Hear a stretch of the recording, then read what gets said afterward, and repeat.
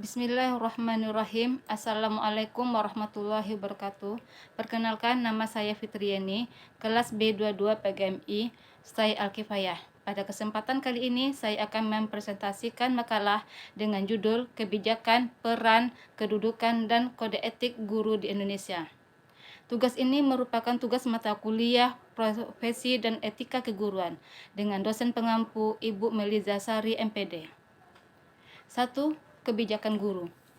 Kebijakan adalah rangkaian konsep dan asas yang menjadi pedoman dan dasar rencana dalam pelaksanaan suatu pekerjaan, kepemimpinan, dan cara bertindak. Kebijakan berbeda dengan peraturan dan hukum. Jika hukum dapat memaksakan atau melarang suatu perilaku, misalnya suatu hukum yang mengharuskan membayar pajak. Kebijakan hanya menjadi pedoman tindakan yang paling memungkinkan memperoleh hasil yang diinginkan. Guru adalah seorang tenaga pendidik profesional yang mendidik, mengajarkan suatu ilmu, membimbing, melatih, memberikan penilaian, serta melakukan evaluasi kepada peserta didik. Definisi guru adalah seseorang yang telah mengabdikan dirinya untuk mengajar suatu ilmu, mendidik, mengarahkan dalam melatih muridnya agar memahami ilmu pengetahuan yang diajarkannya tersebut. Kebijakan guru adalah seperangkat keputusan yang diambil oleh guru dalam rangka memilih tujuan dan cara untuk pencapaian tujuan terhadap anak didiknya yang menjadi pedoman untuk memperoleh hasil yang diinginkan. Kebijakan guru di Indonesia diatur dalam Undang-Undang Nomor 14 Tahun 2005 tentang guru dan dosen.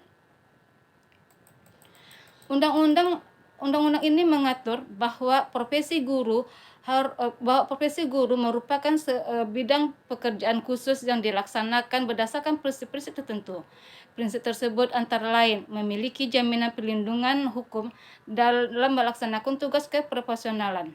Perlindungan yang dimaksud adalah hak atas kekayaan intelektual, memperoleh rasa aman, dan jaminan keselamatan dalam melaksanakan tugas, memiliki kebebasan dalam memberikan penilaian dan ikut menentukan kelulusan, penghargaan, dan atau sanksi kepada peserta didik sesuai dengan kaidah kependidikan, kode etik guru, dan peraturan perundang-undangan. Selanjutnya ini peran guru. Perkembangan terbaru terhadap pandangan mengenai belajar mengajar menuntut guru untuk meningkatkan kompetensi dan perannya, karena sesungguhnya proses belajar mengajar serta hasil belajar mengajar siswa sebagian besar ditentukan oleh seberapa besar peran dan kompetensi seorang guru. Walaupun dunia terus mengalami perkembangan sehingga banyak hal yang bisa digantikan oleh mesin atau robot, namun beberapa peran guru berikut ini tidak bisa digantikan oleh apapun. 1. Motivator. Seorang guru harus bisa menjadi motivator bagi para peserta didiknya. Guru harus bisa mendorong mereka untuk lebih semangat dan lebih aktif belajar. 2. Fasilitator. Guru harus mampu berperan sebagai fasilitator. Fasilitator yang dimaksud yaitu guru harus bisa memberikan fasilitas-fasilitas ataupun kemudahan untuk proses belajar mengajar. 3. Mediator. Peran guru sebagai mediator membuat guru harus memiliki pemahaman dan pengetahuan cukup luas seputar media pendidikan, karena saat ini media pendidikan merupakan alat untuk menunjang proses belajar mengajar agar lebih aktif. 4. Pengelola kelas. Peran guru sebagai pengelola kelas menuntut para guru untuk bisa mengelola kelas dan lingkungan sekolah agar kegiatan belajar mengajar bisa lebih terfokus ke tujuan pendidikan. Lingkungan belajar yang baik adalah lingkungan belajar yang bisa merangsang dan menantang para peserta didik untuk lebih giat belajar, sekaligus mampu memberikan rasa aman selama proses belajar mengajar. Kualitas dan juga kuantitas belajar siswa juga ditentukan oleh beberapa faktor lain, seperti hubungan pribadi guru dengan siswa saat di dalam kelas, suasana kelas, dan kondisi umum lainnya. 5. Demonstrator. Sebagai seorang pengajar sekaligus demonstrator, guru harus menguasai materi pelajaran yang hendak diajarkan, serta berupaya untuk mengembangkan sekaligus meningkatkan kemampuan diri. Dengan bekal kemampuan baru dan pengetahuan yang diasah secara terus-menerus, peran guru sebagai demonstrator diharapkan mampu mengajar para siswa secara didaktis agar apa yang disampaikan dapat benar-benar dimiliki oleh para siswa. 6. Inspirator.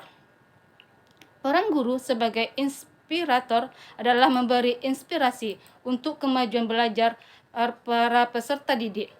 Karena persoalan seputar belajar adalah masalah pokok siswa, maka guru harus bisa memberi petunjuk pada siswa bagaimana cara belajar yang lebih baik.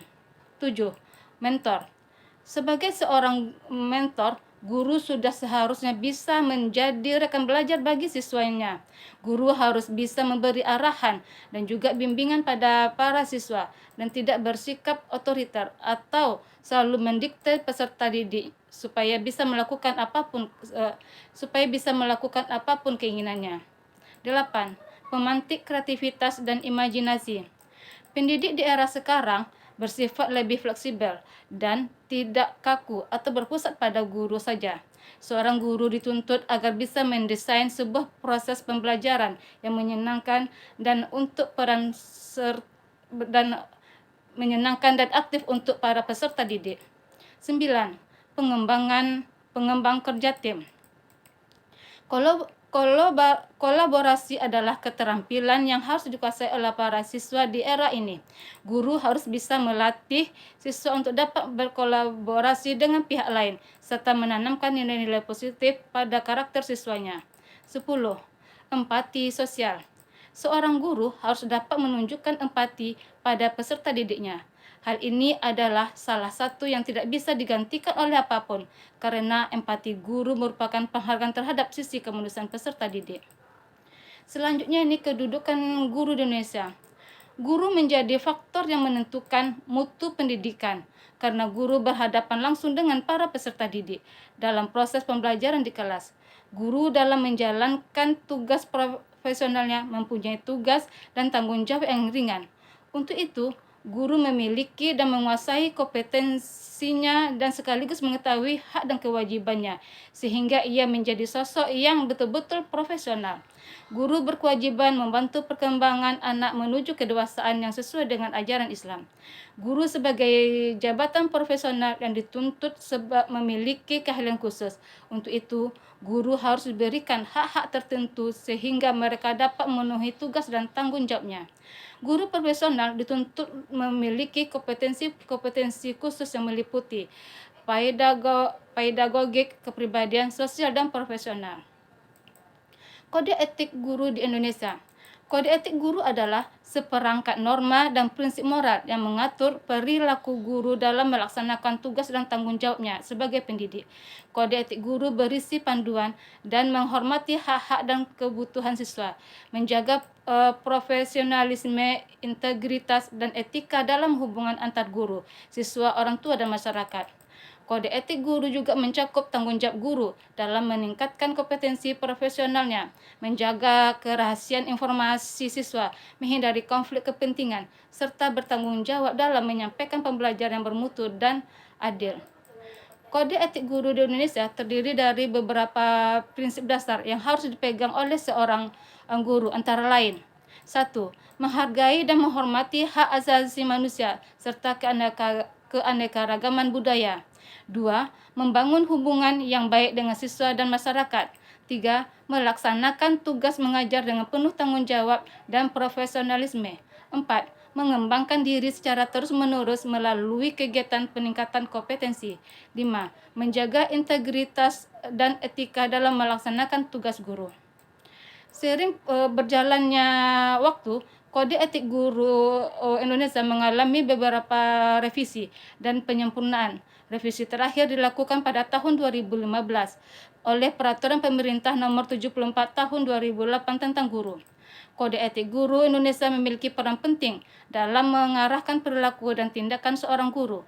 Dalam melaksanakan tugasnya, seorang guru diharapkan senantiasa menjunjung tinggi nilai-nilai etika dan profesionalisme. Sekianlah yang dapat saya terangkan makalah dari saya. Lebih dan kurang saya mohon maaf. Assalamualaikum warahmatullahi wabarakatuh.